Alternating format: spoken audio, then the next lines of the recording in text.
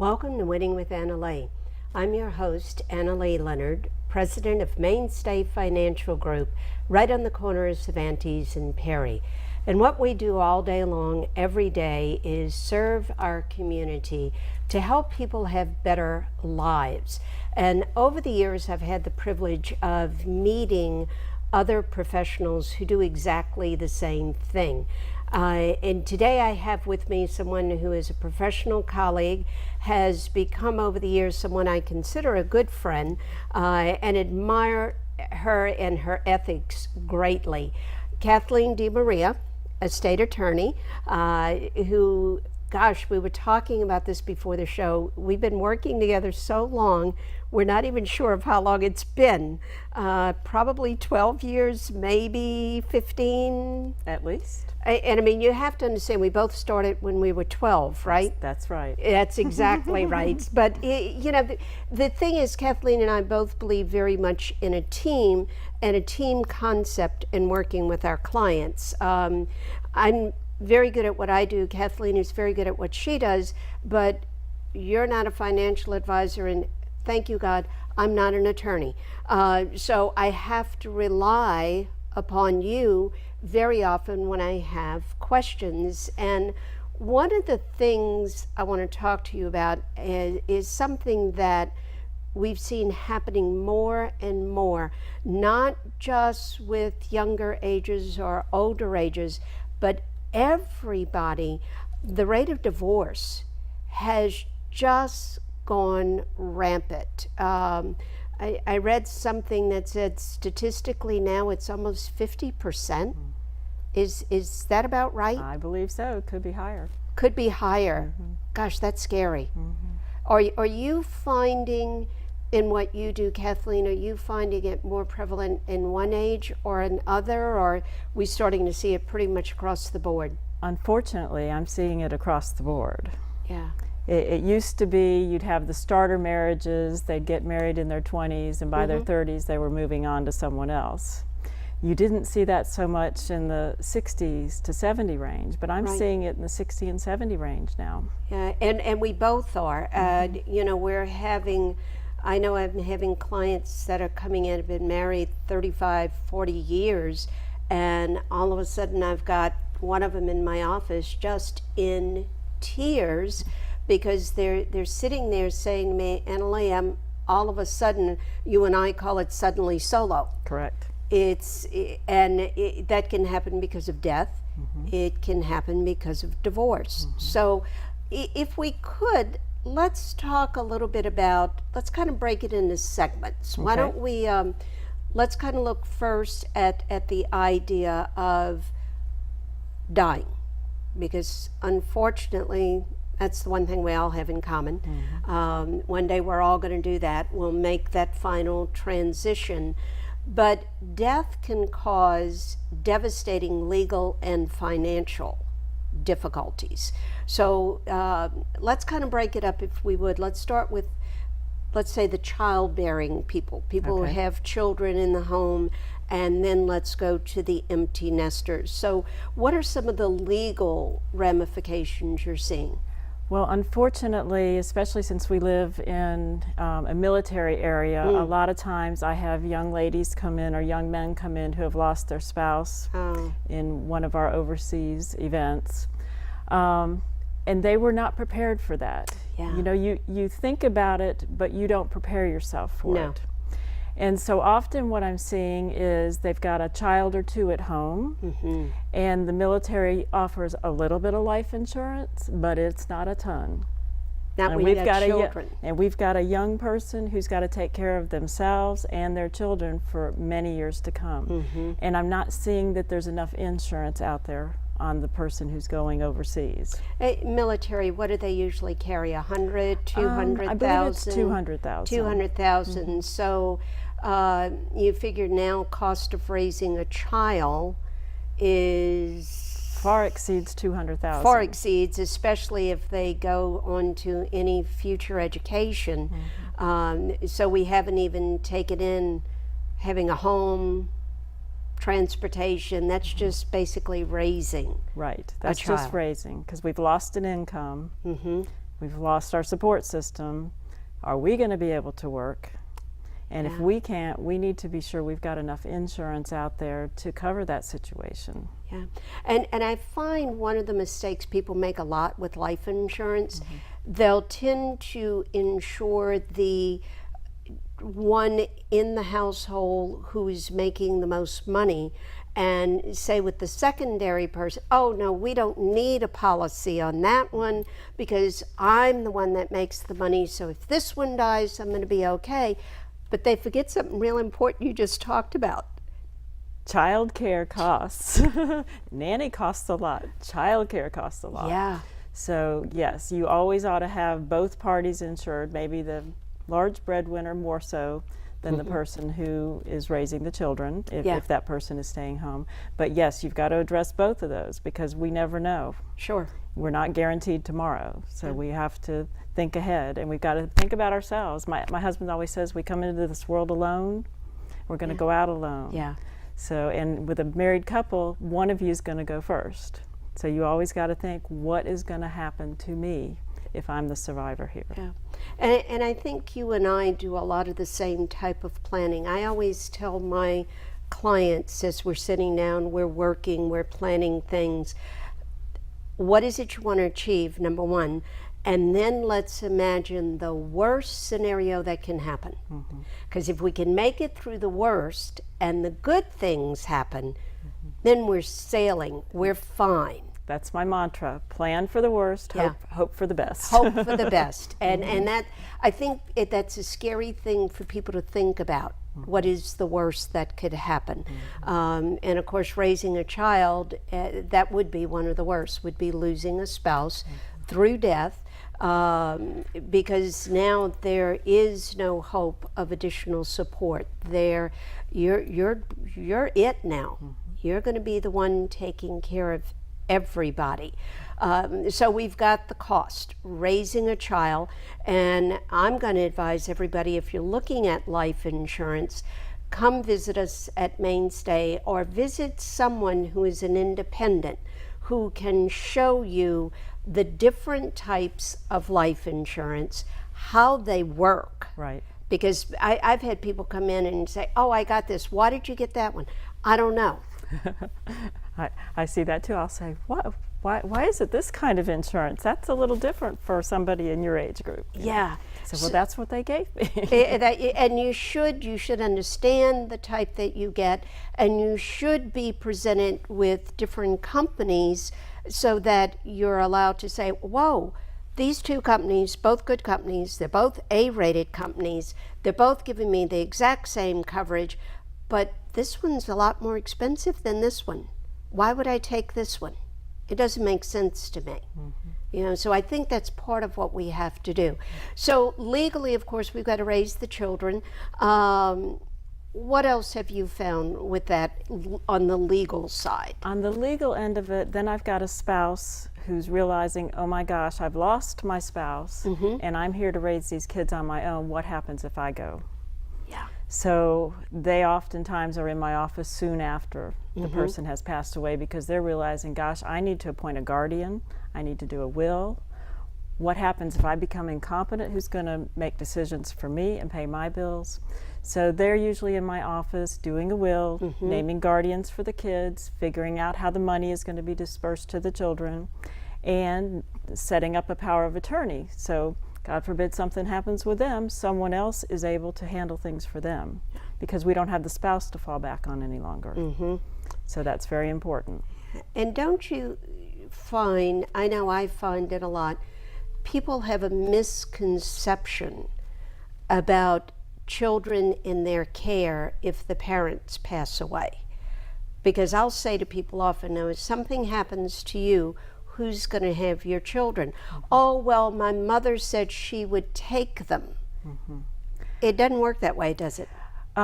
It is much better to decide ahead of time who is going to raise the children. I unfortunately years ago had a situation where the young couple actually passed away in the same car accident, but one passed before the other.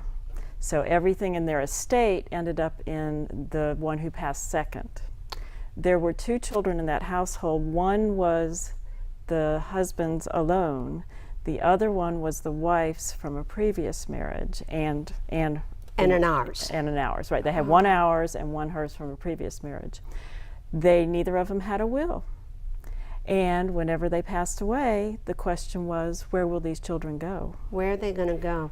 We're going to come back to that in just a minute. I want to see how you would have solved that. I know, but we've got to tell everybody how you would have solved that.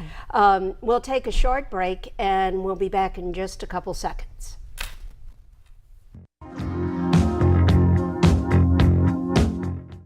Retirement strategies come in all shapes and sizes. One strategy does not fit all when it comes to reaching your retirement goals, and considering all your options may be, well, more than you want to think about. So whether you're looking to retire or already living in retirement, you need a strategy tailor-made for you. Hi, I'm Annalee Leonard with Mainstay Financial Group, and I'm here to design a financial plan for you and for those that you love. Hart, what's going on? I'm leaving. Why? What did I do? Not enough. You constantly ignore me. You barely eat anything healthy. You're half as active as you used to be. The pressure is just too much. I quit. Okay, I get it. I'll do better. Just please, don't leave. Okay. But remember, if I go, you go. Listen to your heart. Don't let it quit on you. Uncontrolled high blood pressure could lead to stroke, heart attack, or death. Get yours to a healthy range before it's too late.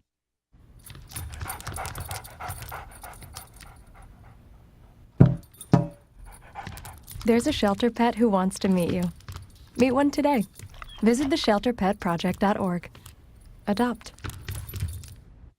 Mainstay Financial Group offers advocacy and personal financial guidance in a caring environment. That's the heart of our practice. At Mainstay, we're dedicated to exemplary service and a caring relationship with our client, not with a number. Plan for the future now with Mainstay Financial Services. Welcome back to Winning with Annalee. I'm your host, Annalee Leonard, president of Mainstay Financial Group on the corner of Cervantes and Perry. Today I have the privilege of having with me Kathleen DeMaria, a state attorney, I may say, extraordinaire. Thank you. Well, you are. You're one of the best that I've ever met, if not the best. I've got to say that. And we're talking about this whole thing of people becoming couples, becoming suddenly solo, and what happens in the aspect of death. And we were talking about a family who both were young family, both killed in an accident, had 3 children. It was the Two children. the typical blended family. She had one, he had one. Well, no, actually, she had one from a previous marriage. Okay. And then they had one together. And then they had one together. Okay. She died in the accident at the scene. Okay. He died a couple hours later. All right. What that meant was that everything they owned as husband and wife joint automatically became his. His. He didn't have a will. When I die without a will, the state of Florida says it goes to my kids, not to my kids and my stepkids. My kids. My kids. So the baby ended up with everything, 100%, and the children, because there was no will, they didn't know what to do. So the grandparents did the best they could, and each set of grandparents took a child. Wow. So how sad. Yep. So How sad. a simple And all little that could will be could have prevented. decided. A simple little will could have dealt with all that. Yeah. You know, I think we deal with 2 things. People don't want to admit their mortality, especially when you're younger. You know, when you're in your 30s or your 20s, I mean, 50 years old, 70 is ancient, and you just never see yourself getting there. So you've got all the time in the world. And they forget about that. The people just don't like to face mortality. And then they think, oh, I don't want to spend that money. And that few dollars it would have taken to solve that would have been so much better for the children. Absolutely. Yeah. Now, let's go a little bit, if we can, into the couples, let's say, who they don't have children anymore. They've gone off, they're living their own lives. You've got a couple that's been together 40, 50 years. One passes away. Legally, what's going to happen now? Well, the problem is there. We need to know what our estate consists of and what our estate with our spouse consists of. So often I have people fill out a fact-finding checklist before they come into my office telling me what assets they have. And I have a column for mine, and I've got a column for my spouse's, and I have a joint column. And a joint. And oftentimes, especially in the older generation, Yes. I see a whole lot in the his column, not so much in the her He's column. much in her column. And yeah. then a fair amount in the joint column. The problem with that is if my husband dies and he's got everything in his column, if he doesn't have me listed as a beneficiary, then I'm going to have to go through the probate process. Oh, So I've got to be assessing what is his and will I get it and how will I get it, and what is mine, what should be done with that, and what is ours, because there's always that situation where two can pass at the same time. yes. In 32 years of practice, I've only had 5 occasions where somebody together have passed, but it happens.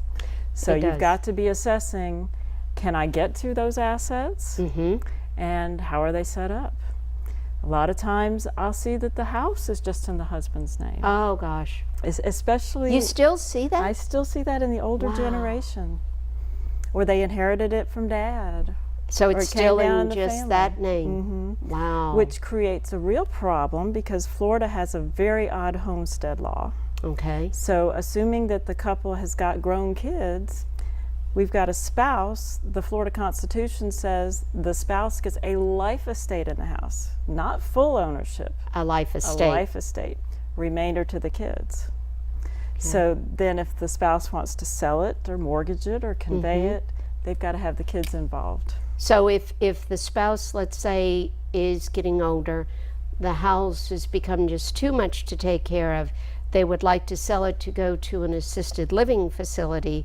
If the kids say, "You're not selling my father's house," Had it happen. she's stuck I have without had the money. it happen. Oh my gosh. I've had it happen saying, no, I like that house on the water where I grew up. So no, I'm not signing. I'm not signing. I've had it happen. So that needed to have been looked at before, of course, Beforehand. he passed away. The easy way to fix that would have been to put both names on it.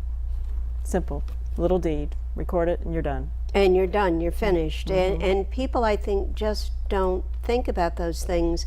And it's like you mentioned, beneficiaries. I am such a stickler on that. And when people come in for reviews, that's one of the things I always go over. Now, these are the beneficiaries. Is this still what you want? Are they all still here?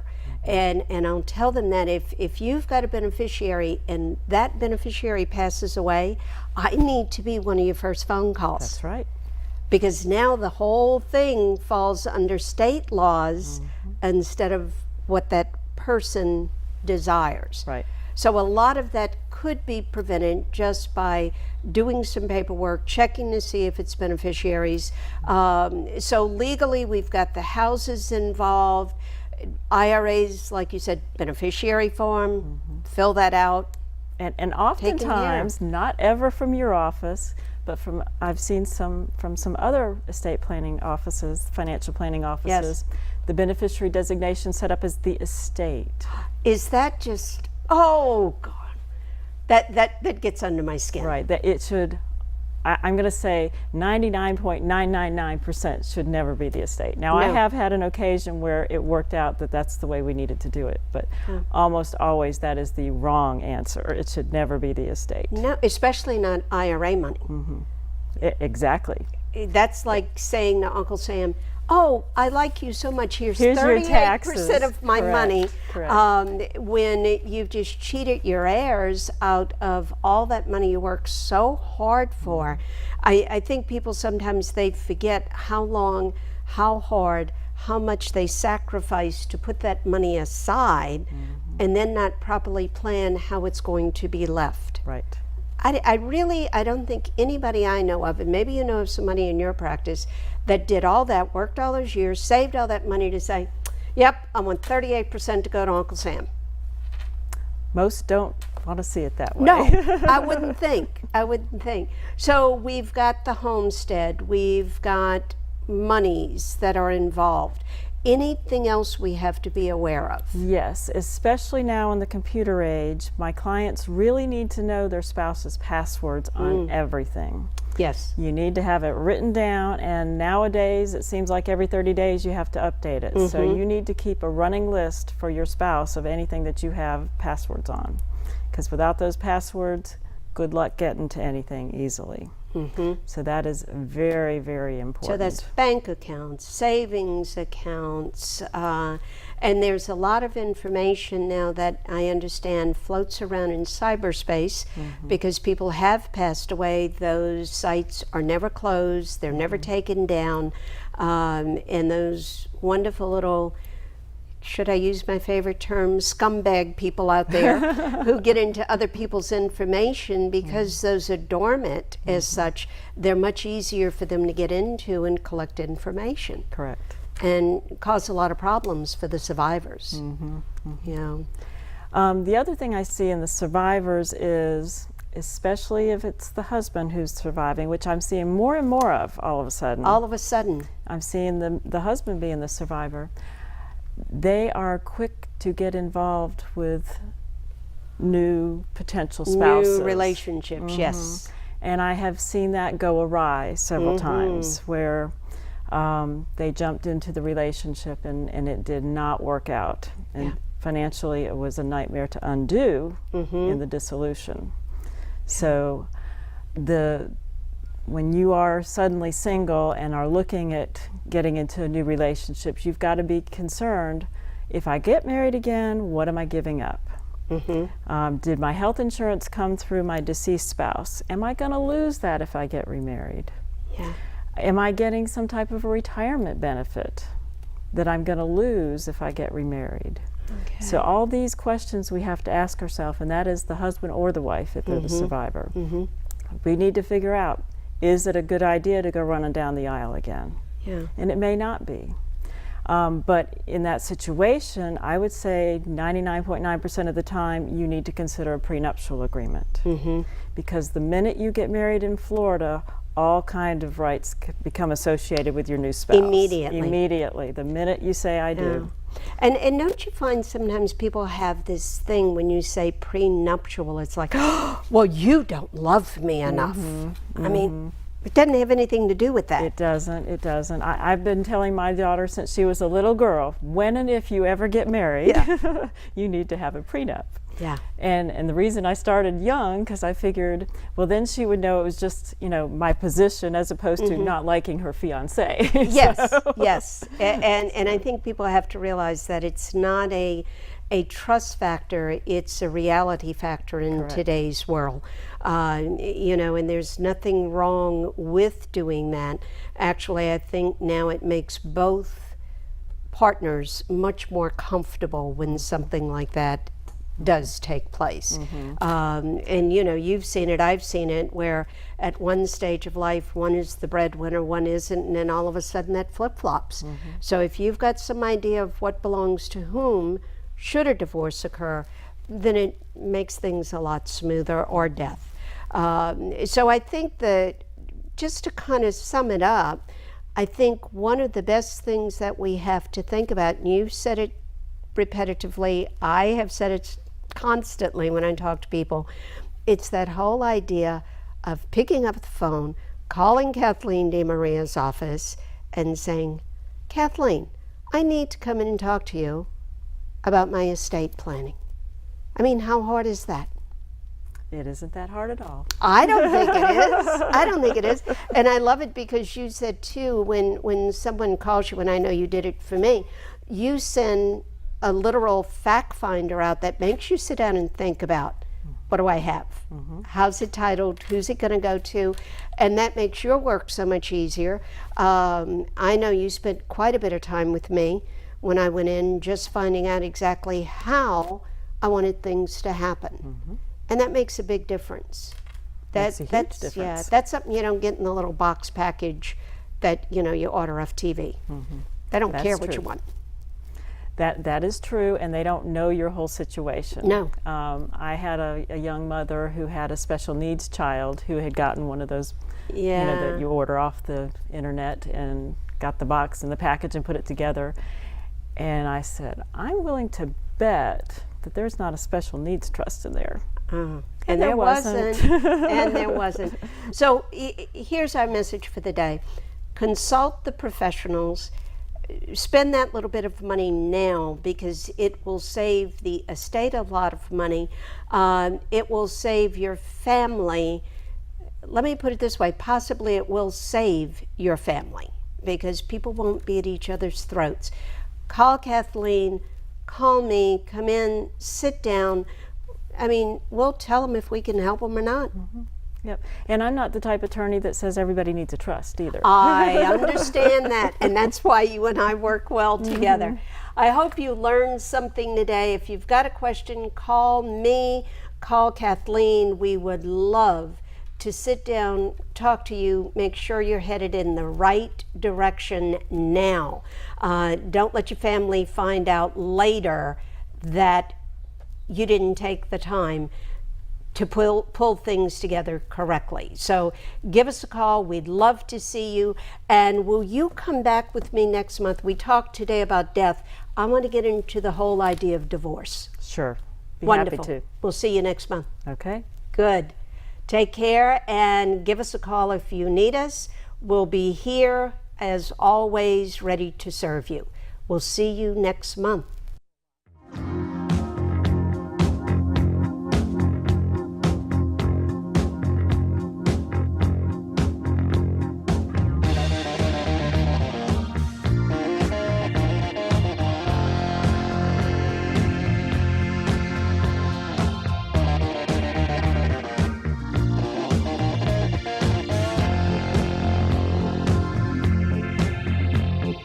Never could believe the things you do to me.